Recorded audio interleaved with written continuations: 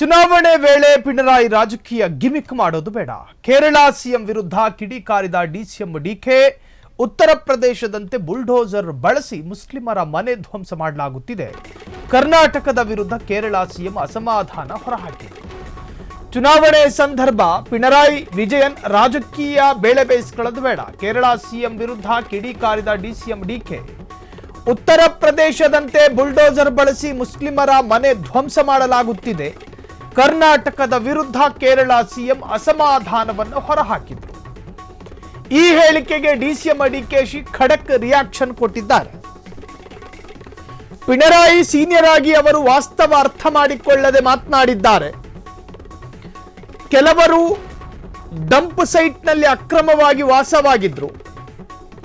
ನಮ್ಮ ಶಾಸಕರು ಅಧಿಕಾರಿಗಳು ಅದನ್ನ ತೆರವು ಮಾಡಿದ್ದಾರೆ. ನಮಗೆ ಬೆಂಗಳೂರು ಬಗ್ಗೆ ಚೆನ್ನಾಗಿ ಗೊತ್ತಿದೆ. ಯಾರು ಮನೆ ಕಳೆದುಕೊಂಡಿದ್ದಾರೋ ಅವರಿಗೆ ರಾಜೀವ್ ಗಾಂಧಿ ವಸತಿ ನಿಗಮದ ಮೂಲಕ ಮನೆ ಹಂಚಿಕೆ ಮಾಡುತ್ತೇವೆ. ನಾವು ಬುಲ್ಡೋಸರ್ ಪದ್ಧತಿಯನ್ನ ಬಳಸಿಲ್ಲ, ಬಳಸುವುದೂ ಇಲ್ಲ. ಈ ಕುರಿತು ನಮ್ಮ ಪಕ್ಷದ ನಾಯಕರಿಗೂ ಮಾಹಿತಿಯನ್ನ ನೀಡಿದ್ದೇವೆ. ಅವರು ಇಲ್ಲಿನ ಸ್ಥಿತಿ ತಿಳಿದುಕೊಳ್ಳದೆ ಮಾತನಾಡುವುದು ಸರಿಯಲ್ಲ. ಸರ್ಕಾರಿ ಜಾಗ ಒತ್ತುವರಿ ಮಾಡಲು ಬಿಡೋದಿಲ್ಲ. ಚುನಾವಣೆಯ ವೇಳೆ ಪಿಣರಾಯಿ ರಾಜಕೀಯ ಗಿಮಿಕ್ ಮಾಡೋದು ಬೇಡ. ಒಂದು ವೇದಿಕೆಯಲ್ಲಿ ಒಬ್ಬನ ಬಟ್ಟೆಗಳನ್ನು ವಿವಸ್ತ್ರಗೊಳಿಸಿ ಆತನನ್ನ ಜನರ ಮುಂದೆ ನೀವು ನಗ್ನರನ್ನಾಗಿ ಮಾಡಿದ ನಂತರ ಜನರ ಮುಂದೆ ನೀವು ಅವಮಾನ ಮಾಡಿದ್ರಿ. ಅವರೆಲ್ಲ ಕೂತ್ಕೊಂಡು ಅಳ್ತಿರ್ಬೇಕಾದ್ರೆ ಒಬ್ಬನೇ ಇದ್ದಾಗ ಒಬ್ಬ ಬಟ್ಟೆ ಕೊಡೋದು ಅಕ್ಕ ಸ್ವಾರಿ ಅಂತ. ಇದು ಹೆಂಗೆ? ಸ್ಲಮ್ ಜಾಗದಲ್ಲಿ ಅಥವಾ ಸರ್ಕಾರಿ ಭೂಮಿಯನ್ನ ಒತ್ತುವರಿ ಮಾಡ್ಕೊಂಡು ವಾಸ ಇದ್ದವರನ್ನೆಲ್ಲ ಒಕ್ಕಲೆಬ್ಬಿಸಿ ಅವರೆಲ್ಲ ಹೋದ್ಮೇಲೆ ಚಲೋಚ್ಕೊಟ್ಟೋದು ಆಗಬಾರ್ದಾಗಿತ್ತು ಪಾಪ ಅಂತ ಹೇಳಿ ಈಗ ಮನೆ ಕೊಟ್ಟರೆ ಹೆಂಗೆ? ಪಿಣರಾಯಿ ವಿಜಯನ್ ನೆಟ್ಟಿಗೆ ಹೇಳಿದ್ರು ಸರ್ಕಾರಕ್ಕೆ, ಅಲ್ರಯ್ಯ ಒಂದು ಪರ್ಯಾಯ ಮಾರ್ಗ ಅನ್ನೋದು ಬೇಕಲ್ಲ, ಆಲ್ಟರ್ನೇಟ್ ವ್ಯವಸ್ಥೆಗಳು ಬೇಕಲ್ಲ ಅಲ್ವಾ?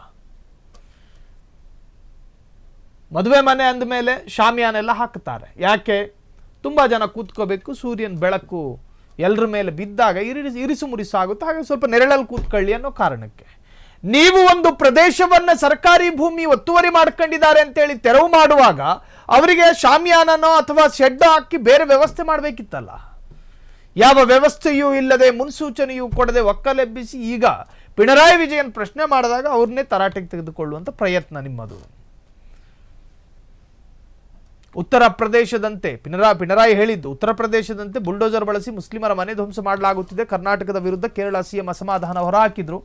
ಈ ಹೇಳಿಕೆಗೆ ಡಿಸಿಎಂ ಡಿಕೆ ಶಿವಕುಮಾರ್ ಖಡಕ್ ರಿಯಾಕ್ಷನ್ ಕೊಟ್ಟಿದ್ದಾರೆ. ಪಿಣರಾಯಿ ಸೀನಿಯರ್ ಆಗಿ ಅವರು ವಾಸ್ತವ ಅರ್ಥ ಮಾಡಿಕೊಳ್ಳದೆ ಮಾತನಾಡಿದ್ದಾರೆ.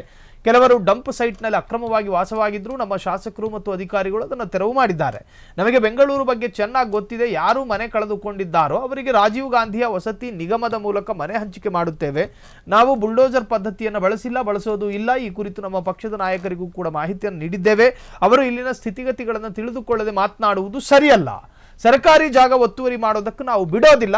ಹಾಗೇನಾದ್ರೂ ಆದರೆ ಅವರಿಗೆ ನಾವು ಪರ್ಯಾಯ ವ್ಯವಸ್ಥೆಯನ್ನು ಕಲ್ಪಿಸಿ ಅವರಿಗೆ ನಾವು ಬೇರೆ ತರಹದ ಮನೆಗಳ ವ್ಯವಸ್ಥೆಯನ್ನು ಮಾಡಿಕೊಡುತ್ತೇವೆ ಅಂತ ಹೇಳಿ ಡಿಸಿಎಂ ಪಿಣರಾಯಿಗೆ ತಿರುಗೇಟು ಕೊಟ್ಟಿದ್ದಾರೆ. ಕ್ಷಣ ಕ್ಷಣದ ಸುದ್ದಿಗಳಿಗಾಗಿ ಫ್ರೀಡಂ ಟಿವಿ ಸಬ್ಸ್ಕ್ರೈಬ್ ಮಾಡಿ, ಲೈಕ್ ಮಾಡಿ ಹಾಗೂ ಫಾಲೋ ಮಾಡಿ. ಹೊಸ ಸುದ್ದಿಗಳ ನೋಟಿಫಿಕೇಶನ್ಗಾಗಿ ಬೆಲ್ ಐಕಾನ್ ಮೇಲೆ ಕ್ಲಿಕ್ ಮಾಡಿ.